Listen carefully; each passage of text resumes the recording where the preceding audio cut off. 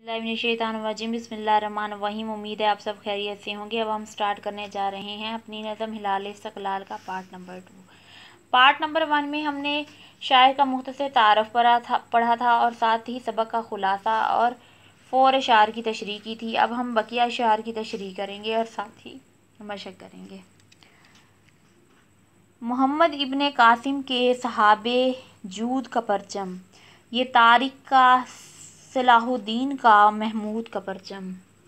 सहाब कहते हैं बादल अबर, जूद कहते हैं सखावत और फ्याजी को। तारिक बिन ज़ियाद मशहूर मुसलमान फातेह हैं।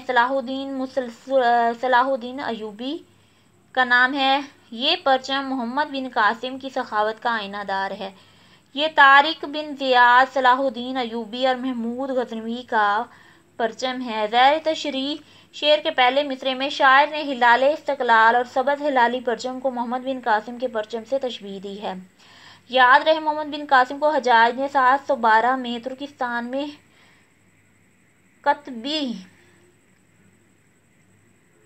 कतीबा बिन मुस्लिम बाहिली की सरबराही में लड़ने वाले लश्कर से तलब किया। हज्जाज जितना जालिम था उतना गयूर और फ़र्ज शनास भी था। दैबल में कैद एक मुसलमान बेटी नाहीद की फरियाद से मुतासिर होकर उसने 712 में 8000 फ़ौज दैबल की तस्कीर के लिए रवाना की और 17 साला मोहम्मद बिन कासिम को अमीर लश्कर मुकर्रर किया, जिसने बेहतरीन दूर अंदेशी का सबूत देते हुए हिंदी सिपालार भीम सिंह, प्रताप राय, राजा दहर और राजकुमार फफी को शिकस्त दी और सखावत का सबूत दिया। मोहम्मद बिन कासिम के हुस्न सलूक की वजह से लोगों ने जोक दर जोक इस्लाम कबूल किया, इसलिए शायर ने उनके लिए सहाबे वजूद की तरकीब इस्तेमाल की है। दूसरी तलमी तारिक बिन ज़ियाद फ़ाते अंदलस की इस्तेमाल की है। 711 में मूसा बिन नसीर की आज़ाद करदा इस बर्बरी गुलाम ने 3500 बर्बर फ़ौज के साथ जबल तारिक पर कदम रखा और 12000 फ़ौज के साथ गार्डलेट के मैदान में राडक की 80000 फ़ौज को शिकस्त दी। शायर ने परचम को तारिक की बहादुरी का आइनादार करार दिया है। चौथी तलमी शायर ने महमूद गज़नवी की इस्तेमाल किया। उसने हिंदुस्तान पर 17 हमले किए और एक मरतबा भी शिकस्त न खाई। शायर ने ये तलमियात इस्तेमाल करके बैक वक्त कई मकासद हासिल की हैं। अव्वल ये कि ये परचम कोई इत्तफाकी नहीं बल्कि इशाअत इस्लाम ही के परचम का अक्स है। इसी तरह ये तलमियात परचम की कदामत का इजहार भी हैं। इब्ने कासिम, तारिक महमूद की तलमियात के इस्तेमाल से शायर ने मुसलमानों की बहादुरी और सरफरोशी का इजहार किया है।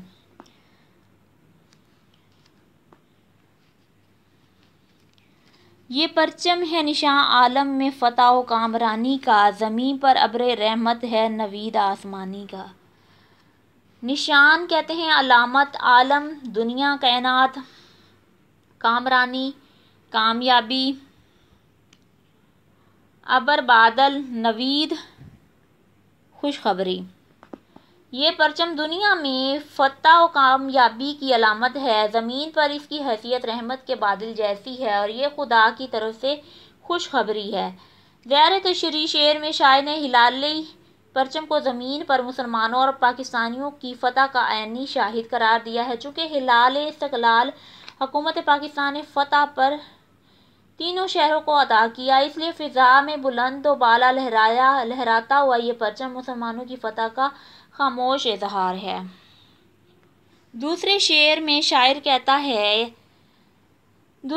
में शायर कहता है कि ज़मीन के लिए ये परचम बादल की मानिंद है और बादल की मानिंद सखावत का मजहर भी है। जिस तरह बादल से हर शय, चाहे ज़मीन बंजर हो या ज़रख़ेज़, वैरान हो या बयाबां, जंगल हो या सहरा, हर शय सैराब होती है, इसी तरह परचम से भी तमाम लोग सिरात मुस्तकीम की राह हासिल करते हैं। अब बढ़ते हैं अपनी आखिरी शेर की जानिब। ये परचम है रवायात अजीम शान का परचम, यही परचम है इस्तक़लाल पाकिस्तान का परचम। रिवायात कहते हैं इक़्तिदार को عظیم الشان، بڑے رتبے والا، شان و شوکت والا، استقلال کہتے ہیں ثابت قدمی، مستقل مزاجی کو۔ پاکستان کا پرچم اسلامی اقدار کا حامل ہے اور یہ پاکستان کی ثابت قدمی کی علامت ہے۔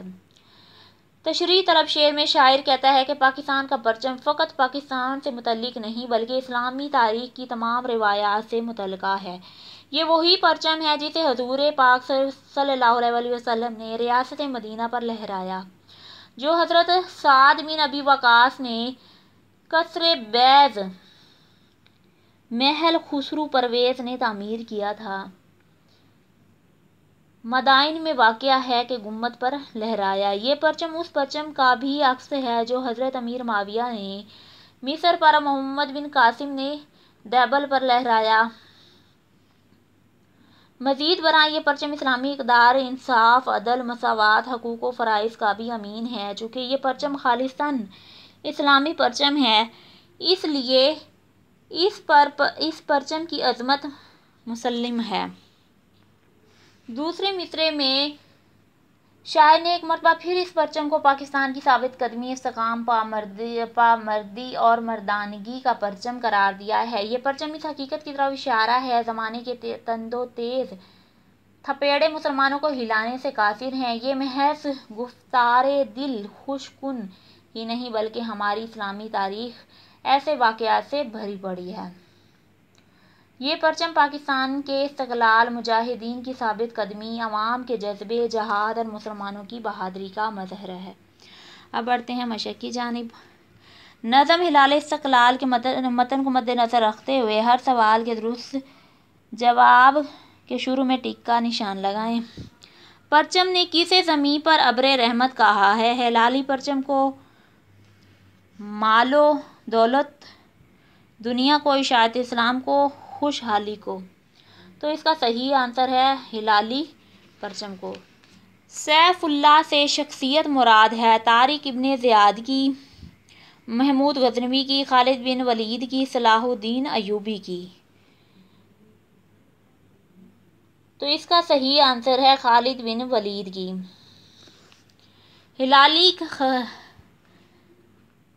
ہلالی خنجر قومی کن کا عطیہ ہے؟ مجاہدوں کا، شہیدوں کا، سیاستدانوں کا، فوجی جرنیلوں کا۔ اس کا صحیح آنسر ہے شہیدوں کا۔ اس نظم میں اشعار میں شامل تلمیحات کی الگ الگ وضاحت کیجیے۔ حسین ابن علی کی تلمیح استعمال ہوئی ہے اور طارق بن زیاد کی، محمود غزنوی کی، خالد بن ولید کی اور صلاح الدین ایوبی کی، جس کو ہم شعر میں بیان کر چکے ہیں۔ اب بڑھتے ہیں اپنے اگلے کوسچن کی جانب۔ مندرجہ ذیل ترکیب کی وضاحت کیجیے۔ انگشت شہادت انگوٹھے کی کے ساتھ والی انگلی جس سے وحدانیت اور رسالت کی گواہی دی جاتی ہے۔ ہلال خنجر قومی پرچم پر بنا خمدار چاند۔ شمع ملت قوم کی شمع مراد پوری یکجہت قوم۔ صحاب وجود سخاوت کا بادل۔ فتح و کامرانی، فتح و کامیابی۔ ابر رحمت کا بادل، نوید آسمانی، اللہ کی طرف سے بشارت۔ اسوہ مردانہ، بہادری کا مردانہ وار مقابلہ۔ اس نظم کا خلاصہ لکھیں جو 10 سطور سے زیادہ نہ ہو، جو ہم پہلے پارٹ میں بیان کر چکے ہیں۔ یہیں پر ہماری مشق کا اختتام ہوتا ہے۔ اسی کے ساتھ ہمیں اجازت دیجیے۔ اللہ حافظ۔